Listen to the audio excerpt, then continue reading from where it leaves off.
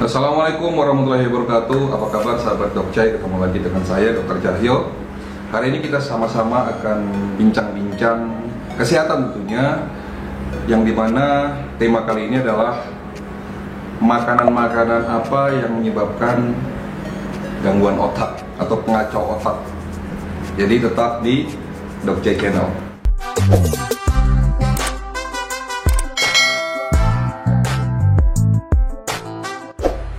Ya sahabat Dokcai, hari ini kita sama-sama akan belajar lagi bincang-bincang kesehatan ya, untuk membahas masalah makanan-makanan apa yang mengacaukan otak. Tapi sebelumnya sedikit ingin informasikan bahwa di luar sana juga banyak makanan-makanan yang dapat meningkatkan memperkuat daya tahan tubuh, memperkuat daya ingat, mempertajam otak dan sebagainya. Contohnya apa? Seperti ikan. Ikan mengandung lemak tidak jenuh, omega 3, itu yang dapat meningkatkan kinerja dari otak. Tapi hari ini kita mau membahas masalah makanan-makanan yang dapat mengacaukan otak. Yang pertama apa? Goreng-gorengan.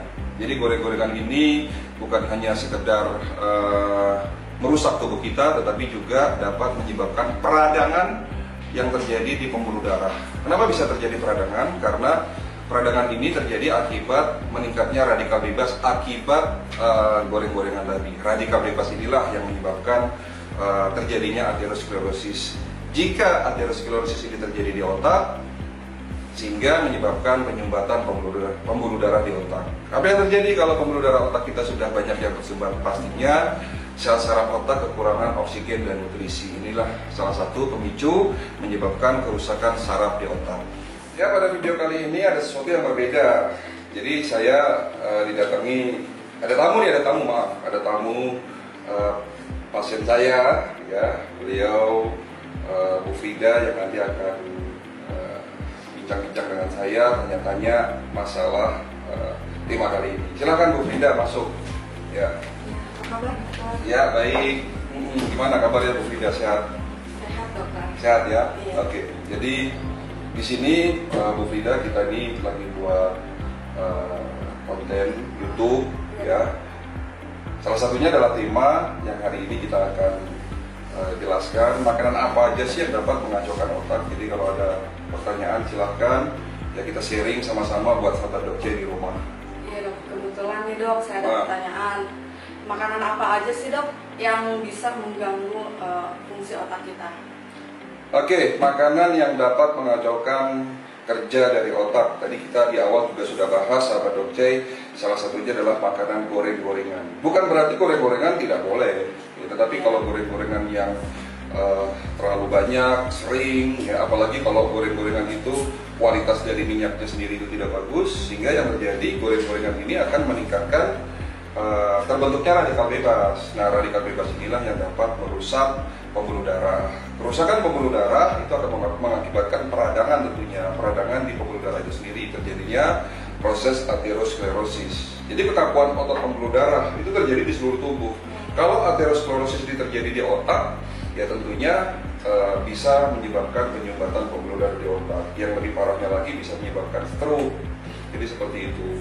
Yang kedua, ikan tuna. Jadi ikan tuna ini banyak sekali mengandung omega 3, tetapi ternyata ikan tuna yang kita konsumsi setiap hari itu juga nggak boleh.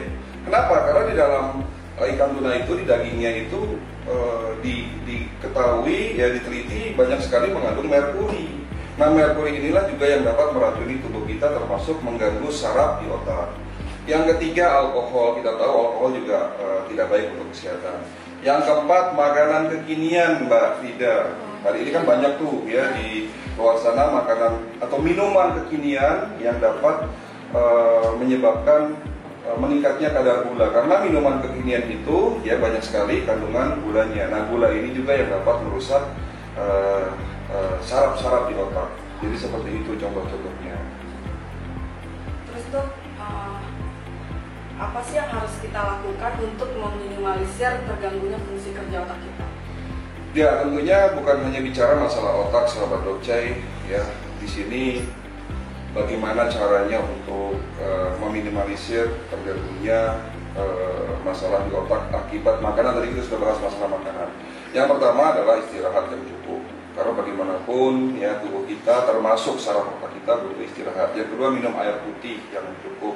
Lalu minum minuman atau makan makanan dengan kandungan antioksidan. Ada di buah-buahan. Antioksidan inilah yang dapat menetralisir proses radikal bebas, rusaknya tubuh kita, sel tubuh kita tadi akibat radikal bebas, sehingga dibutuhkan antioksidan ya. Dan banyak contohnya. Misalnya biji-bijian ya. Salah satu biji yang untuk biji buah yang untuk menguatkan saraf kerja otak itu adalah biji anggur nih. Karena biji anggur itu mengandung antioksidan yang namanya resveratrol. Ini bagus sekali untuk kesehatan otak. Omega 3, minyak zaitun itu juga dapat meningkatkan kerja dari otak. Seperti itu. Ya dok, ini ada pertanyaan terakhir nih dok dari saya. Jangan terakhir dok. Ya. Masih ada. Pertanyaan terakhir. Iya, pertanyaan terakhir. Beberapa bulan ini saya mengalami lupa gitu dok, sering lupa sih. Misalkan saya udah mau makan nih dok, mau makan tapi saya malah ke kamar, makanannya ada di meja kayak gitu. Tapi sama suami nggak lupa kan? Iya. Alhamdulillah dok nggak. Ya, ini mau dapat jawaban yang tepat atau yang kira-kira nih? Yang tepat sih dok. Yang tepat. Iya. Saya kan bukan Superman pak, juga bukan dukun, iya kan? Apalagi paranormal. Iya.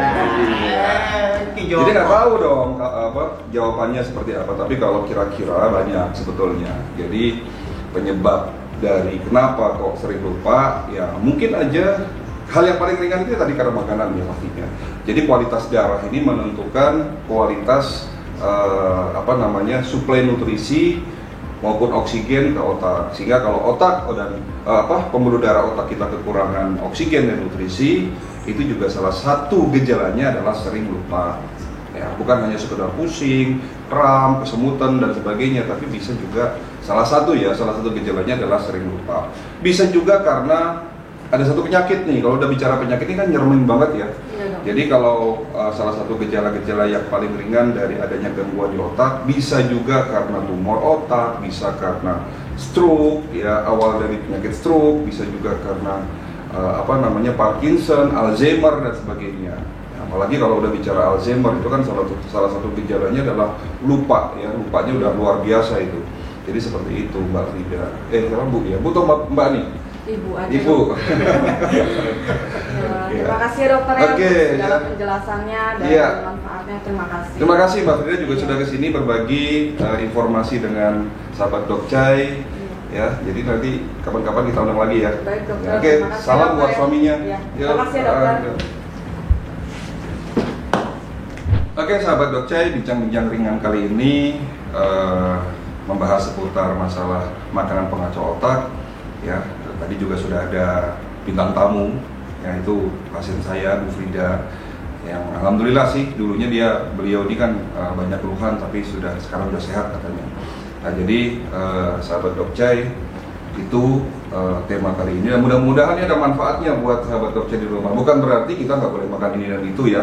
Kita boleh makan gorengan, kita masih boleh makan nasi goreng, makan kerupuk, ya makan mie instan boleh. Ya, tapi jangan setiap hari, karena sekali lagi bahwa makanan-makanan seperti itu bukan hanya sekedar mengacaukan otak, tapi membuat tubuh kita menjadi tidak baik, menjadi rusak, bahkan imunitas kita menjadi lemah. Jadi itu sahabat Dokcai, ya jangan berasumsi dan jangan asal konsumsi.